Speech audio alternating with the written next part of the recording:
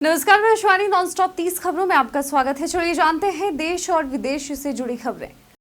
8वें वेतन आयोग की सैलरी बढ़ोतरी। सरकार ने 8वें वेतन आयोग के लागू होने की घोषणा की है, जो 1 जनवरी 2026 से प्रभावी होगा। गोल्डमैन सॉक्स के अनुसार केंद्रीय कर्मचारियों का वेतन 14,000 से 19,000 रुपए तक बढ़ सकता है, जबकि कुल 50 लाख कर्मचारियों और 65 लाख पेंशन भोगियों को इसका लाभ मिलेगा।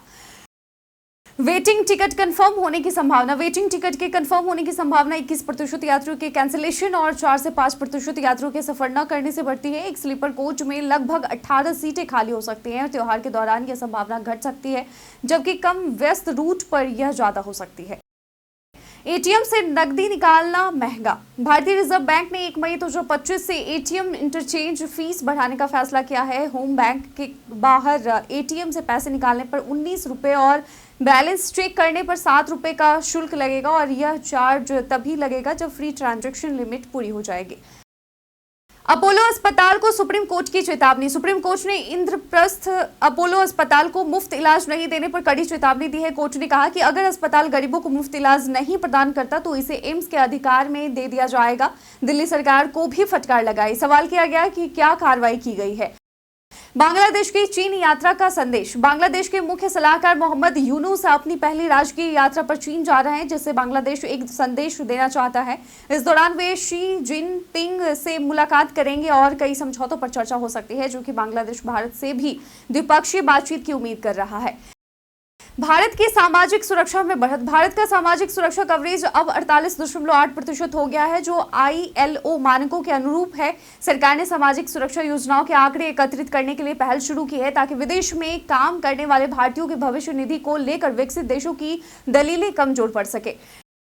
रेलवे शुरू करेगा ऑपरेशन अमानत। भारतीय रेलवे ने पश्चिम रेलवे के पोर्टल पर खोए हुए सामान को अपलोड करने की नई सेवा शुरू की है। अब पर्स, हैंडबैग और अन्य सामान की फोटोज के साथ डिटेल्स अपलोड की जाएंगी, जिससे यात्रियों के लिए खोए सामान को पहचानना और प्राप्त करना आसान होगा।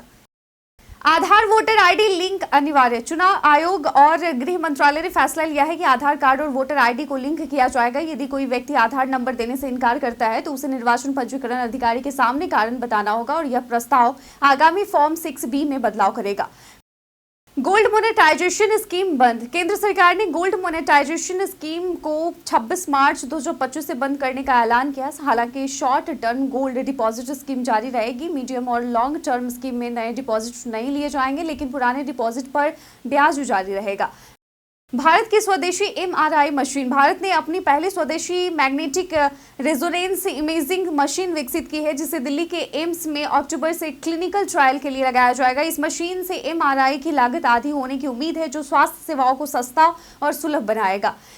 महिलाओं के लिए रेलवे की विशेष सुविधा। भारतीय रेलवे ने 45 साल से अधिक उम्र की महिलाओं, दिव्यांगों और गर्भवती महिलाओं के लिए लोअर बर्थ रिजर्व रखने का प्रावधान किया है। रेलवे का ऑटोमेटेड टिकटिंग सिस्टम इन विशेष यात्रियों को प्राथमिकता देते हुए लोअर बर्थ आवंटित करता है, चाहे उन्होंने इसे ऑनलाइन चुना हो या नहीं। दिल्ली की मुफ्त सौर ऊर्जा योजना। दिल्ली में बढ़ती बिजली की मांग को पूरा करने के लिए केंद्र और राज्य सरकार ने सौर ऊर्जा पर जोर दिया है। PM सूर्य घर योजना के तहत 78,000 रुपए तक की सब्सिडी दी जाएगी और 2.3 लाख घरों में सोलर पैनल लगाए जाएंगे। इसके अलावा लटकते तारों को भूमिगत करने के लिए 100 करोड़ रुपए का बजट आवंटित किया गया है। लखनऊ छपरा वंदे भारत एक्सप्रेस। लखनऊ छपरा वंदे भारत एक्सप्रेस की सेवाएं बढ़ा दी गई हैं, जो 26 अप्रैल से सप्ताह में 6 दिन चलेगी। ट्रेन 7 घंटे 15 मिनट में 489 किलोमीटर की दूरी तय करेगी। AC चेयर कार के लिए 1780 रुपए और एग्जीक्यूटिव चेयर कार के लिए 3125 रुपए किराया है। अप्रैल में लॉन्च होने वाले स्मार्टफोन। अप्रैल में 30,000 रुपए तक के 3 शानदार स्मार्टफोन लॉन्च हो सकते हैं। इनमें Motorola Ace60 fusion, Vivo V50e और Poco F7 शामिल हैं। ये फोन उच्च गुणवत्ता वाले डिस्प्ले, शक्तिशाली प्रोसेसर और कैमरा फीचर्स के साथ उपलब्ध होंगे, जो यूजर्स को बेहतरीन अनुभव प्रदान करेंगे। विनेश फोगाट को 3 विकल्प। हरियाणा सरकार ने कांग्रेस विधायक विनेश फोगाट को खेल नीति के तहत 3 विकल्प दिए हैं। 4 करोड़ रुपए, सरकारी नौकरी या HSVP के तहत प्लॉट। विनेश ने अभी तक कोई प्रतिक्रिया नहीं दी है और वे अपने परिवार से विचार विमर्श के बाद निर्णय लेंगी। सलमान आमिर की फिल्मों का कॉमन फैक्टर। सलमान खान की फिल्म सिकंदर और आमिर खान की गजनी में एक कॉमन फैक्टर है, डायरेक्टर AR मुरुगदास ने दोनों फिल्मों में मुख्य किरदार का नाम संजय रखा है।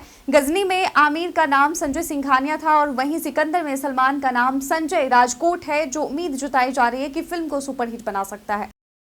IPL 2025 ऑरेंज और पर्पल कैप। IPL 2025 के 5 मैचों के बाद ऑरेंज कैप पर ईशान किशन का कब्जा है, जिन्होंने 106 रन बनाए। पर्पल कैप की रेस में नूर अहमद हैं, जिन्होंने 4 विकेट निकाले। टॉप 5 में 3 भारतीय बल्लेबाज और 4 भारतीय गेंदबाज शामिल हैं और रेस दिलचस्प हो रही है। इलेक्ट्रिक व्हीकल और मोबाइल को राहत। केंद्र सरकार ने इलेक्ट्रिक व्हीकल और मोबाइल फोन बनाने वाली कंपनियों को राहत देते हुए इन दोनों के मैन्युफैक्चरिंग में उपयोग होने वाले जरूरी पार्ट्स पर इंपोर्ट ड्यूटी खत्म कर दी है। वित्त मंत्री निर्मला सीतारमण ने इसे घरेलू उत्पादन बढ़ाने और निर्यात प्रतिस्पर्धा मजबूत करने की दिशा में अहम कदम बताया।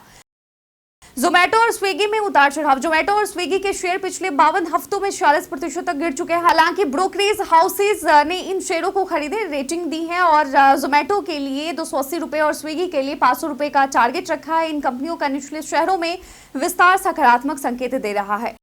ईद पर बीजेपी की सौगात। बीजेपी ने ईद के मौके पर सौगात-ए-मोदी किट बांटने का ऐलान किया है, जिसे 32 लाख मुस्लिम परिवारों को वितरित किया जाएगा। इस किट में खाने पीने की वस्तुएं और कपड़े शामिल हैं। राजस्थान के अजमेर दरगाह के खादिमों ने इस पहल की सराहना की, इसे भाईचारे को बढ़ावा देने वाला कदम बताया। धोनी का वानखेड़े से लगाव। MS धोनी ने चेपॉक के अलावा मुंबई के वानखेड़े स्टेडियम को अपनी पसंदीदा जगह बताया। धोनी ने 2007 T20 और 2011 वनडे वर्ल्ड कप के बाद वहां मिले शानदार स्वागत को याद किया। उन्होंने विभिन्न स्टेडियमों के दर्शकों के उत्साह की भी सराहना की, खासकर चेपॉक में विसल का जिक्र किया। पंबन ब्रिज का उद्घाटन। प्रधानमंत्री नरेंद्र मोदी 6 अप्रैल को रामनवमी के दिन 2.8 किलोमीटर लंबे पंबन ब्रिज का उद्घाटन करेंगे। 535 करोड़ रुपए की लागत से बने इस वर्टिकल लिफ्ट सी ब्रिज से रामेश्वरम और तमिलनाडु की मुख्य भूमि को जोड़ा जाएगा। इसका निर्माण रेलवे विकास निगम द्वारा किया गया है और यह धार्मिक पर्यटन को बढ़ावा देगा। सोनू सूद ने दी पत्नी की हेल्थ अपडेट। सोनू सूद की पत्नी का हाल ही में नागपुर फ्लाईओवर पर एक्सीडेंट हुआ था, जिसमें उनकी बहन और भांजे भी घायल हुए थे। सोनू ने अब अपनी पत्नी और परिवार के सदस्यों की हालत के बारे में अपडेट दिया है और दुआओं के लिए सभी का धन्यवाद दिया है। संसद में छावा फिल्म स्क्रीनिंग। विक्की कौशल की फिल्म छावा की विशेष स्क्रीनिंग 27 मार्च को संसद में होगी, जिसमें प्रधानमंत्री नरेंद्र मोदी और अन्य केंद्रीय मंत्री शामिल हो सकते हैं। फिल्म ने बॉक्स ऑफिस पर 585 करोड़ रुपए की कमाई की है और अब 600 करोड़ क्लब की ओर बढ़ रही है। राहुल गांधी का आरोप, बोलने नहीं दिया। राहुल गांधी ने संसद भवन के बाहर आरोप लगाया कि उन्हें लोकसभा में बोलने का मौका नहीं दिया गया। जब वह बोलने के लिए खड़े हुए तो सदन की कार्रवाई स्थगित कर दी गई। स्पीकर ओम बिरला ने राहुल को सदन के नियमों का पालन करने की नसीहत दी थी। जियो का 299 रुपए का प्लान। रिलायंस जियो का 299 रुपए वाला प्रीपेड प्लान 28 दिनों की वैलिडिटी के साथ 1.5 GB डेटा, अनलिमिटेड कॉल्स और 100 SMS देता है। इसके साथ 90 दिनों के लिए जियो हॉटस्टार सब्सक्रिप्शन और 50 GB जियो AI क्लाउड स्टोरेज मुफ्त मिलती है। यह प्लान IPL फैंस के लिए खास है। रेलवे में ALP भर्ती 2025। भारतीय रेलवे जल्द ही सहायक लोको पायलट के 9000 से ज्यादा पदों पर भर्ती करेगा। आवेदन 10 अप्रैल से शुरू होंगे और चयन प्रक्रिया में CBT1, CBT2, CBAT दस्तावेज सत्यापन और मेडिकल टेस्ट शामिल है। उम्मीदवारों की आयु 18 से 30 वर्ष के बीच होनी चाहिए। सरकार ने EV और मोबाइल फोन पर राहत दी। केंद्र सरकार ने इलेक्ट्रिक व्हीकल और मोबाइल फोन बनाने वाली कंपनियों को राहत देते हुए इनकी मैन्युफैक्चरिंग में उपयोग होने वाले जरूरी पार्ट्स पर इंपोर्ट ड्यूटी को खत्म कर दिया है। वित्त मंत्री निर्मला सीतारमण ने इसे घरेलू उत्पाद बढ़ाने और एक्सपोर्ट कंपटीशन मजबूत करने के लिए लिया गया कदम बताया। चारधाम यात्रा के लिए तैयारियां तेज। उत्तराखंड में 30 अप्रैल से शुरू होने वाली चारधाम यात्रा के लिए सरकार ने तैयारियां तेज कर दी हैं। यात्रा के पंजीकरण में भारी उत्साह को देखते हुए भीड़ प्रबंधन पर खास ध्यान दिया जा रहा है। सुरक्षा, यातायात, पार्किंग और होल्डिंग स्थलों की व्यवस्था पर काम चल रहा है। अब तक 7,47,699 पंजीकरण हो चुके हैं। भारत को मिलेगा विदेशी निवेश लाभ। अमेरिका की बदलती आर्थिक नीतियों के कारण उभरते बाजारों में तेजी की उम्मीद है, विशेष रूप से भारत को। रिपोर्ट के अनुसार भारत में विदेशी संस्थागत निवेशकों का मजबूत प्रवाह लौट रहा है, जिससे भारतीय बाजारों में 4.5 तक तेजी आने की संभावना है। बीते दिन हमारे द्वारा पूछे गए सवाल का आप लोगों में से बहुत लोगों ने अपना जवाब में कमेंट सेक्शन में लिख कर दिया था। जिन्होंने पूछे गए सवाल का जवाब दिया उनके नाम है संजीव कुमार, MD शाकिर हुसैन, दिलीप कुमार, मनोज कुमार, अर्जुन राम और रविशंकर। इसके साथ ही बढ़ते हैं आज के सवाल की और आज का सवाल है कि आपका पसंदीदा पर्यटन स्थल कौन सा है? आप कहाँ घूमना पसंद करते हैं? हमें कमेंट सेक्शन में लिखकर जरूर बताइएगा। आज के बुलेटिन में बस इतना ही। धन्यवाद।